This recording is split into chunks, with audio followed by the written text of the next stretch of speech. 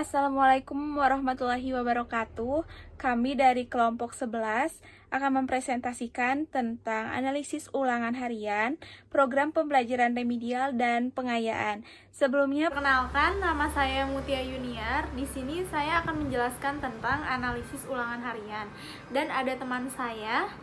Perkenalkan, nama saya Dida Hamidah dan ini teman saya. Nama saya Arlene Yunianti Silalahi dan di sini saya akan menerangkan materi pengayaan. Nah, teman-teman, sebelum ke materi tentang analisis ulangan harian, kenapa sih di dunia pendidikan ini perlu analisis ulangan harian, terutama di kurikulum ini? Karena rendahnya kemampuan matematis pendidikan sangat mempengaruhi dalam keberhasilan belajar matematika mereka. Kebanyakan siswa-siswa yang belum berhasil mencapai batas ketuntasan minimal disebabkan karena ketidakmampuan mereka menyelesaikan soal-soal ulangan yang diberikan pada tahapan perhitungan matematisnya. Oleh sebab itu, kurikulum yang baik dan proses pembelajaran yang benar perlu didukung oleh sistem analisis ulangan harian yang baik juga, terencana, dan berkesinambungan. Pedoman ulangan harian ini dapat berfungsi sebagai acuan pendidik dalam melaksanakan penilaian pencapaian kompetensi pendidik, laporan kemajuan hasil belajar, dan perbaikan proses belajar. Oke teman-teman, saya akan menjelaskan tentang analisis ulangan harian. Nah, teman-teman sendiri bisa lihat di slide pertama yang di PowerPoint, ada bentuk dan proses penilaian. Untuk mengetahui tingkat pencapaian kompetensi, seorang guru itu hendaknya melakukan penilaian melalui tes dan non-tes. Untuk tes itu meliputi ada 3, yaitu tes lisan, tes tertulis. Nah, tes tertulis sendiri ini bisa bentuknya itu bentuk uraian, pilihan ganda, jawaban singkat, menjodohkan, benar dan salah. Dan untuk tes perbuatan itu meliputi kinerja, penugasan, dan hasil karya. Nah, penilaian non-tes sendiri contohnya seperti penilaian sikap, minat, motivasi, penilaian diri, dan lain-lainnya. Nah, selanjutnya ada kriteria bahan ulangan. Ada 2. Yang pertama, adanya kesesuaian materi yang diujikan dan target kompetensi yang harus dicapai melalui materi yang diajarkan. Yang kedua, ada bahan ulangan itu hendaknya menghasilkan informasi atau data yang dapat dijadikan landasan bagi pengembang standar sekolah, standar wilayah, ataupun standar nasional melalui penilaian hasil proses belajar mengajar. Selanjutnya ada di slide kedua, teman-teman bisa lihat, yaitu ada pengertian ulangan harian. Ulangan harian adalah suatu kegiatan yang dilakukan oleh siswa atau peserta didik untuk mengukur kompetensi peserta didik. Nah, yang kedua itu ada tujuan dari ulangan harian. Tujuan dari ulangan harian itu sendiri yaitu untuk mengetahui kemajuan pembelajaran peserta didik tersebut, melakukan perbaikan pembelajaran pada KD yang tidak mencapai ketuntasan, dan menentukan keberhasilan belajar peserta didik pada 1 atau lebih KD sebagai dasar pelaksanaan remedial dan pengayaan. Nah, yang ketiga ini ada manfaat dari ulangan harian, yaitu untuk mengukur tercapainya pembelajaran, menentukan ketuntasan belajar peserta didik. Baik teman-teman, selanjutnya ada di slide ketiga, yaitu ada analisis ulangan harian. Nah, analisis ulangan harian adalah cara yang digunakan oleh guru untuk mengidentifikasi kenyataan yang sebenarnya dari suatu keterampilan yang terstruktur dengan baik yang akan diajarkan oleh seorang guru kepada peserta didik. Ada 4 langkah untuk menganalisis ulangan harian. Langkah pertama yaitu mintalah penjelasan kepada orang yang menguasai dan dapat melakukan keterampilan itu, atau amati pada saat ia melakukan keterampilan itu. Langkah kedua yaitu bagilah keterampilan itu menjadi keterampilan-keterampilan atau subketerampilan. Langkah ketiga yaitu susunlah keterampilan-keterampilan bagian itu dengan urutan yang logis sehingga beberapa keterampilan bagian merupakan prasyarat bagi keterampilan bagian yang lain. Langkah keempat adalah buatlah rancangan strategi untuk mengajarkan setiap keterampilan bagian itu dan kemudian mempersatukan menjadi keterampilan kompleks yang utuh. Nah, selanjutnya ada berbagai analisis hasil ulangan.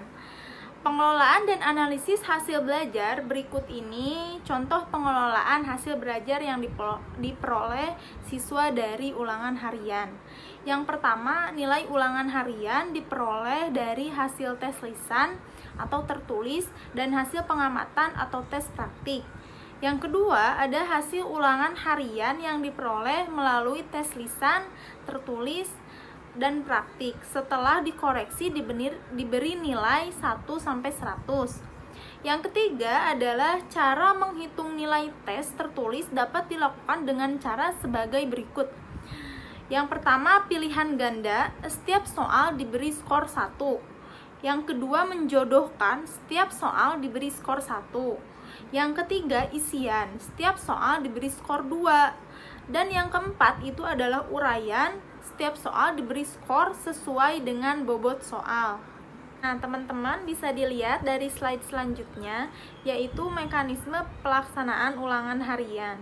Di sini ada tabel, bisa dilihat ya teman-teman, dari evaluasi KD itu langsung ke penugasan 1 dan selanjutnya dikoreksi oleh guru, langsung dibagikan lagi ke siswa. Nah, sama juga seperti dari evaluasi KD ke pelaksanaan tes atau ulangan, dikoreksi juga langsung dibagikan kepada siswa. Nah, di sini ada setelah dibagikan kepada siswa itu ada pengolahan nilai dengan simple teach. Nah, pengolahan ini kalau nilainya itu tuntas, siswa itu mendapatkan pembelajaran pengayaan, dan kalau tidak tuntas nilainya itu siswa dapat pembelajaran remedial. Nah, setelah keduanya selesai, baru akan mendapatkan nilai harian. Yang terakhir di sini ada contoh format analisis ulangan harian. Teman-teman bisa dilihat di PowerPoint atau di makalahnya. Saya tidak akan menjelaskan di dalam tabelnya ini apa.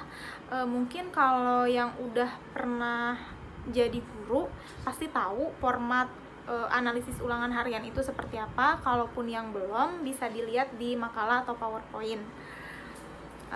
Sekian teman-teman penjelasan dari saya tentang analisis ulangan harian, akan dilanjut oleh teman saya. Oke, kali ini saya akan membahas tentang program pembelajaran remedial. Nah, untuk mencapai suatu tujuan pembelajaran dan prinsip-prinsip pada pembelajaran, akan dijumpai adanya peserta didik yang mengalami kesulitan atau masalah dalam belajar. Nah, untuk mengatasi masalah-masalah tersebut, maka setiap satuan pendidikan perlu diselenggarakan adanya program remedial atau perbaikan. Nah, apa itu pembelajaran remedial? Pembelajaran remedial itu adalah suatu proses pengajaran yang dilakukan oleh semua guru yang terkait kepada peserta didik khusus yang belum mencapai ketuntasan dalam belajar, dengan cara memperbaiki seluruh masalah atau kesulitan dalam belajar yang dihadapi peserta didik untuk mencapai tujuan pembelajaran. Nah, ciri-ciri dari pembelajaran remedial itu bersifat diferensial, teman-teman. Jadi, disesuaikan dengan jenis dan latar belakang kesulitan belajar yang dihadapi oleh peserta didik. Kemudian, pembelajaran remedial juga dilakukan atas kerjasama dengan pihak-pihak yang terkait, seperti itu guru, pembimbing, maupun orang tua murid. Teman-teman, adapun tujuan dari pembelajaran remedial itu yang pertama untuk mengoreksi atau mengubah cara maupun pola dalam proses pembelajaran ke arah yang lebih baik. Kemudian bertujuan agar peserta didik dapat memilih materi maupun prasarana proses pembelajaran secara tepat. Dan juga peserta didik memungkinkan peserta didik dapat menumbuhkan sikap maupun kebiasaan yang dapat memajukan tercapainya hasil belajar yang lebih maksimal. Dan terakhir, tujuan dari pembelajaran remedial itu agar peserta didik dapat melaksanakan atau menyelesaikan tugas-tugas belajar yang diberikan oleh guru maupun pihak yang terkait yang diberikan kepada peserta didik. Oke guys, sekarang ke fungsi pembelajaran remedial. Nah, di sini ada 5 ya. Yang pertama, fungsi remedial itu adalah fungsi memperbaiki. Jadi, pembelajaran remedial itu dapat dijadikan sebagai pembenaran atau perbaikan terhadap suatu materi atau komponen-komponen yang perlu diperbaiki. Apa saja? Seperti upaya guru dalam penyampaian materi yang tidak sesuai atau kadang terasa membosankan peserta didik. Kemudian cara guru dalam mengatur strategi dan pendekatan kepada peserta didik dalam proses belajar mengajar.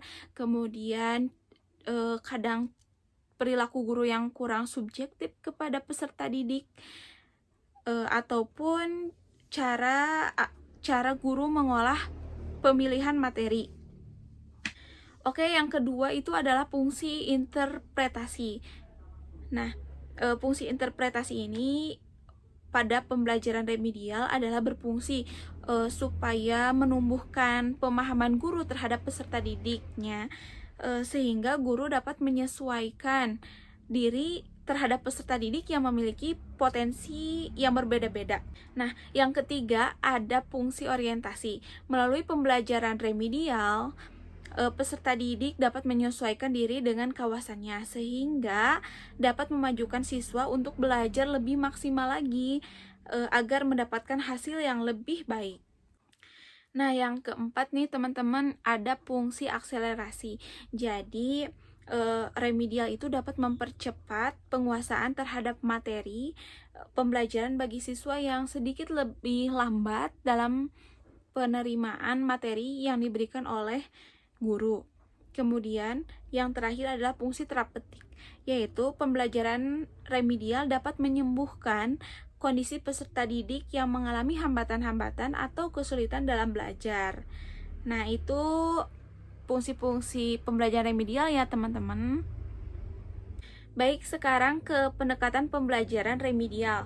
Pendekatan pembelajaran remedial di sini ada 3 ya teman-teman. Yang pertama ada yang bersifat preventif atau pencegahan, yang kedua bersifat kuratif atau menyembuhkan, yang ketiga ada yang pendekatan bersifat pengayaan atau pengukuhan. Nah, yang pertama itu ada pendekatan secara preventif atau pencegahan. Pendekatan ini ditujukan kepada peserta didik tertentu yang berdasarkan keterangan diprediksikan akan mengalami kesulitan atau kesusahan dalam mencapai suatu kompetensi yang akan ditempuh. Nah, makanya tujuan utama dari pencegahan maksud saya pendekatan preventif ini adalah untuk berupaya seoptimal mungkin agar apa-apa yang diprediksikan tersebut dapat diminimalisir sehingga peserta didik yang terkait diharapkan dapat mencapai prestasi dan kemampuan penyesuaian sesuai dengan parameter keberhasilan yang telah ditetapkan.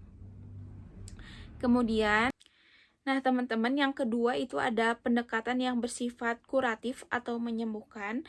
Jadi, mengingat bahwa adanya sejumlah siswa atau memungkinkan seluruh anggota kelompok belajar tidak berhasil dalam menyelesaikan suatu komponen yang diberikan oleh guru yang terkait secara optimal sesuai dengan kriteria tercapainya dalam proses belajar mengajar. Kemudian yang ketiga ada pendekatan secara pengukuhan atau pengayaan. Di sini pengukuhan ini adalah usaha yang dilakukan oleh guru selama dalam proses belajar mengajar dalam kegiatan berlangsung. Nah, yang ketiga ada pendekatan secara pengayaan atau pengukuhan. Jadi bersifat pengayaan atau pengukuhan ini adalah usaha-usaha yang dilakukan oleh guru yang terkait selama proses kegiatan belajar mengajar berlangsung. Oke teman-teman, sekarang ke macam-macam bentuk kegiatan dalam pelaksanaan pembelajaran remedial. Nah, ini juga ada beberapa ya guys. Yang pertama itu ada mengajarkan kembali atau reteaching. Jadi perbaikan dilakukan dengan jalan mengajar kembali materi apa yang telah dipelajari terhadap peserta didik yang masih belum menguasai pelajaran tertentu. Yang kedua ada tutorial. Tutorial itu dengan memberikan bimbingan pembelajaran dalam bentuk pemberian bimbingan, bantuan yang diperlukan, petunjuk arahan, dan motivasi kepada siswa secara efektif dan efisien. Nah, yang ketiga itu adalah dengan memberikan pekerjaan rumah ya atau PR. Jadi, melalui pekerjaan rumah tersebut diharapkan peserta didik dapat kembali membuka catatannya, lalu mempelajarinya dan menyelesaikan pekerjaan rumah tersebut. Kemudian, dengan cara ini juga peserta didik diharapkan berusaha untuk lebih memahami pelajaran tersebut agar dapat menyelesaikan PR yang diberikan oleh guru. Nah, yang keempat yaitu dengan membentuk diskusi kelompok. Dengan cara berdiskusi kelompok yaitu dengan peserta didik membentuk kelompok 5-10 orang dengan 10 orang untuk mendiskusikan suatu masalah atau persoalan-persoalan yang dianggap sulit, dan melalui cara diskusi ini diharapkan peserta didik dapat mudah untuk memecahkan suatu masalah atau materi yang dianggap sulit. Nah, yang kelima itu dengan penggunaan lembar kerja. Dengan penyediaan lembar kerja yang diberikan oleh guru kepada peserta didik dan dilakukan untuk dibawa pulang ke rumahnya masing-masing dengan tujuan untuk agar peserta didik dapat belajar kembali dan lebih mengerti tentang materi yang disampaikan oleh guru kepadanya. Nah, yang terakhir adalah dengan penggunaan alat-alat audio visual. Jadi, pembelajaran remedial itu juga dapat menggunakan alat-alat audio visual ya, teman-teman, atau media. Nah, media dapat membuat bahan materi yang disampaikan oleh guru ke peserta didik lebih menarik, tidak membosankan, kemudian menyenangkan, dan lebih mudah diingat oleh peserta didik. Nah, adapun alat-alat audio visual yang dapat digunakan sebagai sumber pembelajaran remedial itu bisa berupa radio, tape recorder, laboratorium, kemudian film bingkai, ataupun overhead projection, dan lain-lain. Itu tergantung cara guru untuk menyampaikan materi-materi kepada siswanya dan disesuaikan dengan fasilitas yang ada di satuan pendidikan. Nah, untuk format pembelajaran remedial atau format perbaikan ada saya akan tampilkan seperti ini ya teman-teman.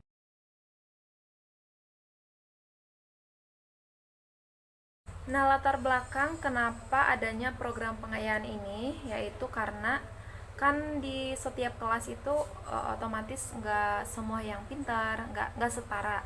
Pasti ada yang susah untuk menerima materi, ada yang sedang, ada yang pintar. Nah, buat yang siswa-siswa yang pintar itu pembelajaran ini yang akan diberikan kepada mereka. Nah, pengertian pengayaan di sini, pengayaan merupakan suatu bentuk pengajaran yang khusus diberikan kepada murid-murid yang sangat cepat dalam belajar. Atau dengan kata lain, pengayaan ini diperuntukkan kepada siswa yang lebih pintar daripada teman-temannya di kelas. Nah, kalau dipikir-pikir,